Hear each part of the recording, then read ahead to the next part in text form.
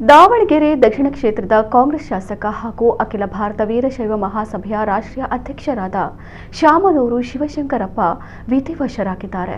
ಅವರಿಗೆ 94 ವರ್ಷ ವಯಸ್ಸಾಗಿತ್ತು. ವಯೋಸಹಜ ಸಮಸ್ಯೆಗಳಿಂದ ಬಳಲುತ್ತಿದ್ದ ಶಾಮನೂರು ಶಿವಶಂಕರಪ್ಪ ಅವರನ್ನು ಬೆಂಗಳೂರಿನ ಖಾಸಗಿ ಆಸ್ಪತ್ರೆಗೆ ದಾಖಲಿಸಲಾಗಿತ್ತು. ಆದರೆ ಚಿಕಿತ್ಸೆ ಫಲಕಾರಿಯಾಗದೆ ನಿನ್ನೆ ಸಂಜೆ ಕೊನೆಯುಸಿರೆಳೆದಿದ್ದಾರೆ.